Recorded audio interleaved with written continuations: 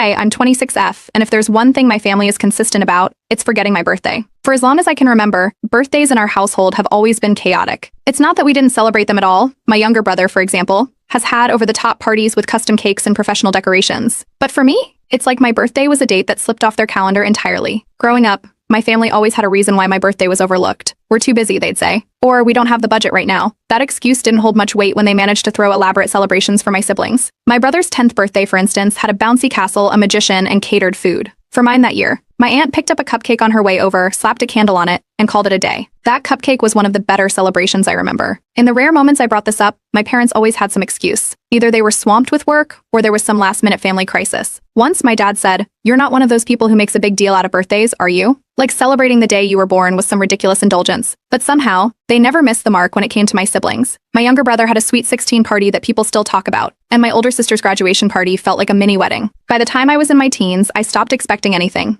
My 18th birthday came and went without so much as a card. My 21st, they were too busy with work, but my dad managed to take my brother out for his big soccer game that same evening.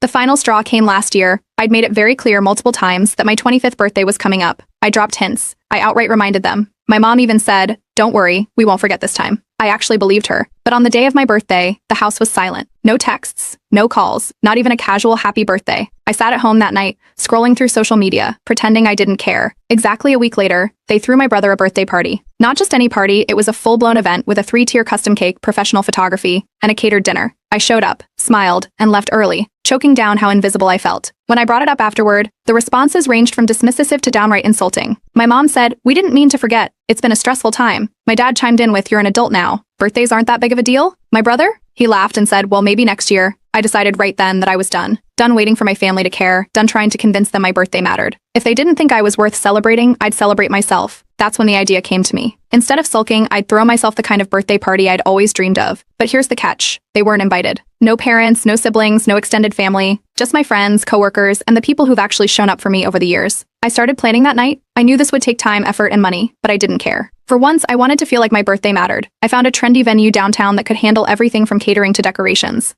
I spent hours scrolling Pinterest for themes until I landed on one that felt perfect, a masquerade ball. It would be elegant, extravagant, and completely mine. My first order of business was the guest list. I kept it tight, just the people who'd been there for me through thick and thin. No family. I didn't want to give them the chance to ruin it. I didn't post anything on the family group chat, or even drop hints around the house. As far as they were concerned, my life was business as usual. As I finalized plans, I started to feel a mix of excitement and dread. I knew they'd find out eventually, and the fallout would be massive. But the more I thought about it, the more I realized it didn't matter. For the first time, this wasn't about them. It was about me. By the time I booked the DJ, chose the caterer, and ordered the cake a ridiculously